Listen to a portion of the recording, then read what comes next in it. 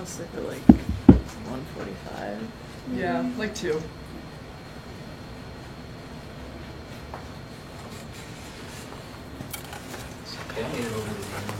Good. I saw that too. Yes.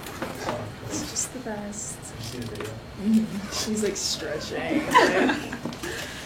He was embarrassed. Poor guy. That's why he doesn't sit by Joe anymore. Yeah. He He doesn't want to, yeah. Seriously, if he came up to you, he's like, I'm never doing that again. Yeah. I thought they meant Joe Live's boyfriend. No. What does that have to do with Kale? No. Joe just always gets Hey guys. Hi, Arky. Hi. Did Coach like forget? Coach just hears too. He's like, okay, I'll leave my office at 2. I think that's what he does for the plane too. Oh, we're leaving at 2? Okay, I'll leave at 2. I'll leave my apartment at 2. His office is so hard. It's a lot of stairs. It is. So Not hard. as spry as it used to be. I'm not saying that. Where's the menu? Andy, have you been on a hike with him? Everyone has the green nail. BTN what? Harper, Laney, and I got matching green nails. Something Because plus? I had them earlier in the Western season plus? and I really liked them. Yeah. And then Laney Still all right? was talking about how she had them at this Oh. time last year. So we were like, well, we should all just get them again. So it's not But bad. Mika we're gonna go and with the I, green. Mika and I and Kelly Is there did one dark before? red. Oh yeah? The setters. Setters did dark red, so Yeah, we we've lost been on the Bergen. same. But We were coming here or passing not through? Cute. now we just have Christmas, because now we have Yeah. green and First time red. I It's came. cute. You try to avoid You passing can like through see them Yeah. so far. Yeah. You go to Florida They're more fun. than you don't It's pass. just the pictures like for all the games. You can only see everyone's like It's California family too. So Oh, yeah? I've Yeah, driven up Mika here. and I and Kelly have gotten like 3 in a row. I think. In the Matching. same color, yeah. It's a long haul. That's You a all lot. get together? No, I've come right along the drive. we just like Yeah. talk about what color we're gonna get. And then... Do you like, how specific are you talking? Like, No. do better, like, do like OPI, like. We just no. say like Yeah. ours was like dark red. Theirs was more. Yeah, like, because for me, Harper and Laney, like, Laney had a lighter green, I had a darker one, and then we were like, okay, Harper needs one in the middle, so I was like, okay, well, I got 188, how about you get 183? Girlhood. Yes, exactly. Did you move this here? Did I? Yeah. All right, Nebraska is here, making its 33rd regional final appearance, and 12th in the last 13 years. Coach, start it off, and we'll take questions. This is what ABC wanted, it was what everybody wanted. The NCAA tournament wanted, it was us in Wisconsin, so now they got it. Huskers will be fired up. Questions? John, what are the challenges from the coaching side of playing a team 3 times in one season? I don't know. I think our mindset is we just, we take every match one at a time. I mean, I can't even remember like when we played them last, because we've had so many other matches in between. So we prepare just like we normally do. We break everything down and, treat it like this is the first time we're playing them.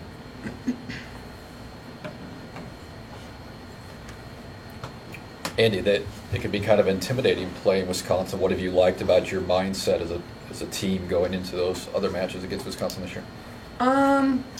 I wouldn't say it's intimidating playing Wisconsin. I would say it's more exciting. I think they're a really good program and a great team, and getting to play such high-level volleyball is super exciting for our team. I know that we really enjoy that. So preparing for it, it's more just go out and take it. We have nothing to lose, and at the end of the day, it's just another volleyball game. It's volleyball versus volleyball. It's not us versus Wisconsin. John, how important is it for players to be able to step up in big moments when things might not be clicking like Harper did last night? Yeah, that's why they call it a team. It's not everybody's going to be an All-American, All-Star every night, and but our goal is to be a great team every night. And we can win with somebody getting hot. We can win with our blocking defense. We can.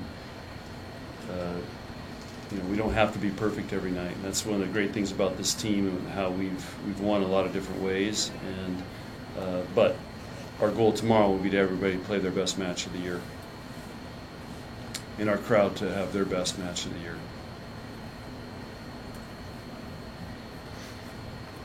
John, you talked about this before, but the importance of playing on national television, what that can do for the sport. We've had a few opportunities in the past years to play on like ABC, but what is it being at a regional final on ABC? Yeah, it's just TV. I think is just really recognizing, the interest in women's volleyball, and putting it on ABC is the statement that they really think this is worth it. And it's a great product. It's a great show. It's a great sport. It's super exciting. I mean, we've been watching tons of volleyball. What do you guys call it when you just do Netflix every day? Netflix. What do we call it? Wait, no.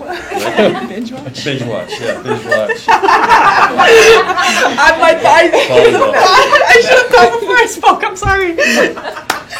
Binge watching. It's really exciting, and it was exciting watching the Texas A&M Wisconsin match yesterday. So and this is the time of year, where everything's on the line, and so to be on ABC and ESPN2's, also televising, wasn't real excited about, playing till midnight last night or close to that, because I'm sure you guys aren't either. But the good thing is we're not playing at 9 in the morning, which we had to do in the past. But it's women's sports is exploding, and this is a great statement for that.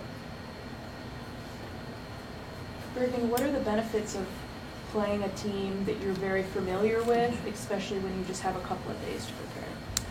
Yeah, it definitely helps. Like, we have kind of their tendencies in our head, and we kind of know just a little bit about what's coming, but they've also, each game they've made some little changes, so we have to adjust to those too. But having this day in between will be really good for us to just kind of refresh on that, get back used to it. But it definitely helps that we kind of already have a scouting report in our head, and we don't have to kind of start from scratch.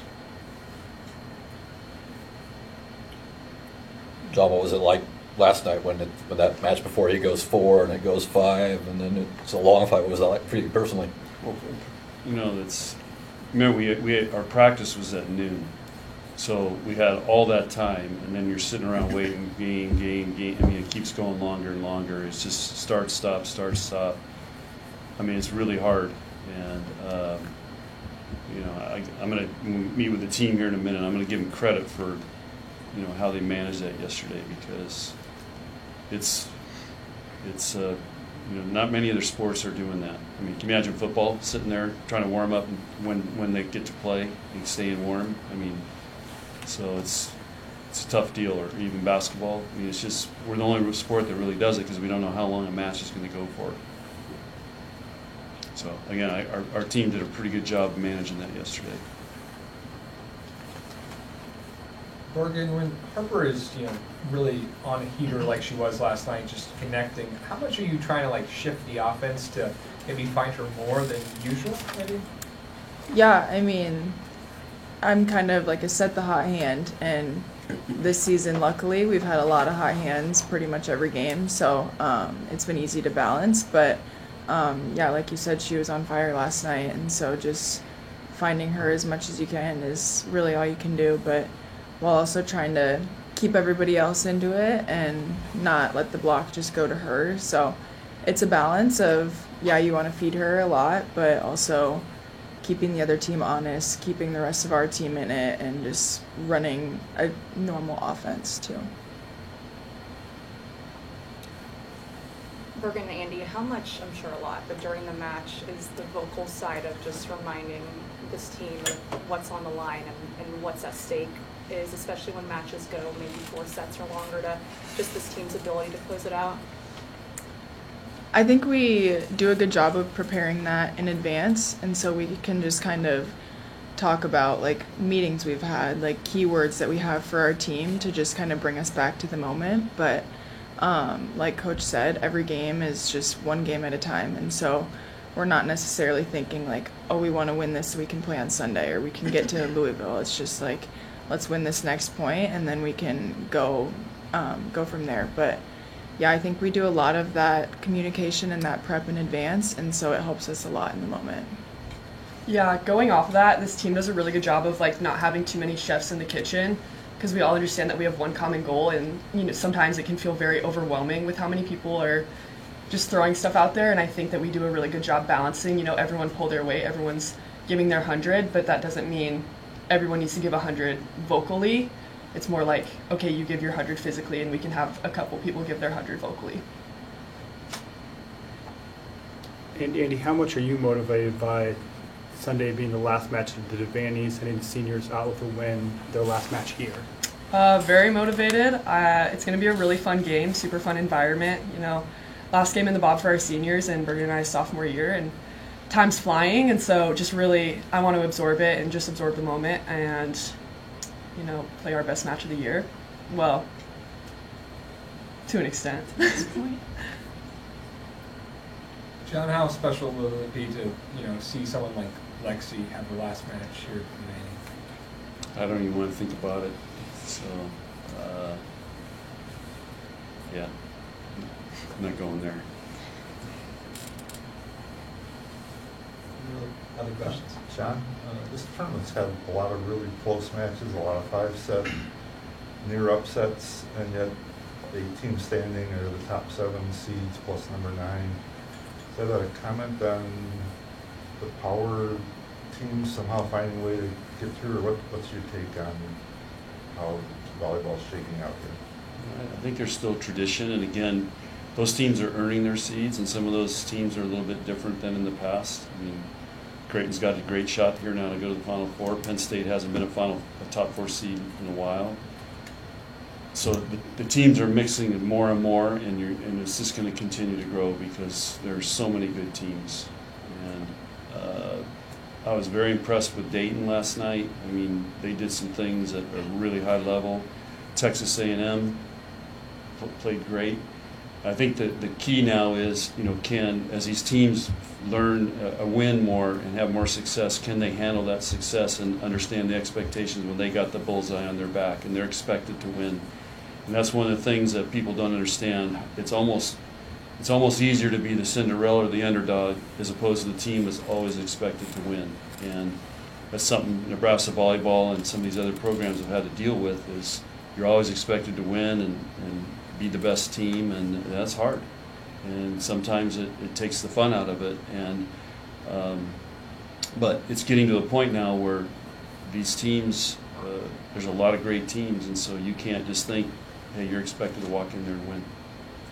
Andy, how do you personally approach that pressure of always winning? Well, Coach showed us an amazing video of Coach Prime, and it's that we apply pressure and we don't accept it. And I think understanding that it's all just outside noise and just staying internal, and we have an amazing team and amazing support staff, and at the end of the day, that's all that you need.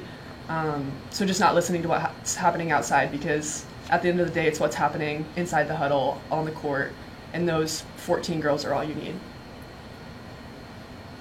Bergen, you talked about the familiarity of you with Wisconsin. Wisconsin also knows you quite well, too. How do you approach that as a setter, trying to run the offense with a team that is very familiar with what you try to do? Yeah, I think just keeping the balance. It's hard to defend any team that has a really good balance, no matter what kind of scouting report or anything you have on them. Just if everyone can put a ball down at any time, then they're going to be a tough team to stop. So I think just kind of focusing on that going in, and we have our little wrinkles to our offense too, but just keeping a balance, trying to kind of keep them on their toes. Andy, when things aren't clicking as much offensively for you and you guys are a little less balanced, how do you work through that as an attacker? That's the incredible thing about our team is, personally, like when I'm not having my best night, or if any of our hitters aren't having their best night, we're such a balanced team that, not that it doesn't matter, but they can carry your weight, and if you're having a 60% night, then they have your 40, and I think that's what makes this team so special. And so if I'm struggling one night, I know that I can just control the controllables, and maybe hitting isn't going well, but what can I do blocking wise, what can I do defensively to help the team still? And there's still so many ways you can show up, and that's what makes volleyball such an incredible sport, is it's not just one thing. There's so much that goes into it and all those different factors. And so just understanding what can I do right now even if this isn't working. Anything else? All right, thank you. Okay, thanks, guys. Thank you.